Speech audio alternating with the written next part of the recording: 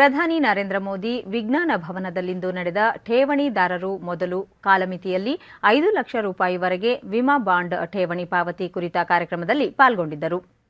ಕಾರ್ಯಕ್ರಮದಲ್ಲಿ ಕೇಂದ್ರ ಹಣಕಾಸು ಸಚಿವೆ ನಿರ್ಮಲಾ ಸೀತಾರಾಮನ್, ರಾಜ್ಯ ಸಚಿವ ಪಂಕಜ್ ಚೌಧರಿ ಮತ್ತು ಆರ್ಬಿಐ ಗವರ್ನರ್ ಶಕ್ತಿಕಾಂತ್ ದಾಸ್ ಮತ್ತಿತರರು ಭಾಗವಹಿಸಿದ್ದರು.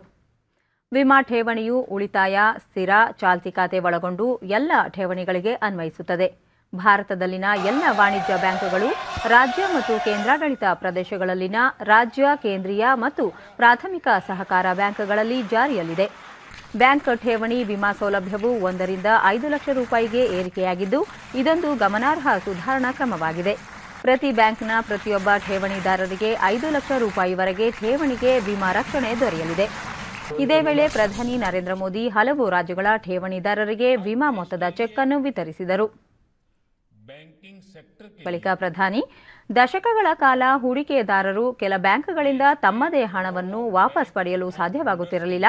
ಇದೀಗ ಈ ಸಮಸ್ಯೆಗೆ ಪರಿಹಾರ ದೊರೆತಿದೆ. ಸಂಕಷ್ಟದಲ್ಲಿನ ಮತ್ತು ಇತರೆ ಕೆಲ ಬ್ಯಾಂಕ್ಗಳಲ್ಲಿ ಹಣ ಕಳೆದುಕೊಂಡು 1 ಲಕ್ಷಕ್ಕೂ ಅಧಿಕ ಠೇವಣಿದಾರರಿಗೆ 5 ಲಕ್ಷದವರೆಗೆ ವಿಮಾ ಮೊತ್ತ ಮರುಪಾವತಿ ಮಾಡಲಾಗಿದೆ. ಇಂತಹ ಇನ್ನೂ 3 ಲಕ್ಷಕ್ಕೂ ಅಧಿಕ ಠೇವಣಿದಾರರಿಗೆ ಮರುಪಾವತಿಯಾಗಲಿದೆ. ಠೇವಣಿದಾರರ ಹೂಡಿಕೆಯ ಸುರಕ್ಷತೆಗೆ ಸರ್ಕಾರ ವಿಶೇಷ ಕ್ರಮ ತೆಗೆದುಕೊಂಡಿದೆ ಎಂದರು. आज के आयोजन का जो नाम दिया गया है, उसमें डिपोजिटर्स फर्स्ट, जमाकर्ता सबसे पहले की भावना को सबसे पहले रखना और इसे और सटीक बना रहा है. बीते कुछ दिनों में 1 लाख से ज्यादा डिपोजिटर्स को बरसों से फंसा हुआ उनका पैसा उनके खाते में जमा हो गया है और ये राशि करीब करीब 1300 करोड़ रुपए से भी ज्यादा है. जब देश ने एक बहुत बड़ा रिफॉर्म किया, एक बहुत बड़ी मजबूत व्यवस्था शुरू की है, डिपोजिटर्स को, जमाकर्ताओं को उनका पैसा वापस दिलाया जा रहा है. मैं चाहूंगा कि उसकी भी उतनी ही चर्चा मीडिया में हो, बार बार हो. इसलिए नहीं कि मोदी ने किया इसलिए करना है, ये इसलिए जरूरी है कि देश के डिपोजिटर्स में विश्वास पैदा हो. एक समय था जब कोई बैंक संकट में आ जाता था तो डिपोजिटर्स को, जमाकर्ताओं को अपना ही पैसा, ये पैसा उनका खुद का है, जमाकर्ता का पैसा है, उनका खुद का पैसा पाने में नाकों दम निकल जाता था. कितनी परेशानी उठानी पड़ती थी और चारों तरफ जैसे हाहाकार मच जाता था. और ये बहुत स्वाभाविक भी था. कोई भी व्यक्ति बहुत विश्वास के साथ बैंक में पैसा जमा कराता है. खासकर हमारे मध्यम वर्ग के परिवार, जो फिक्स सैलरी वाले लोग हैं, वो फिक्स इनकम वाले लोग हैं, उन लोगों के जीवन में तो बैंक ही उनका आसरा होती है.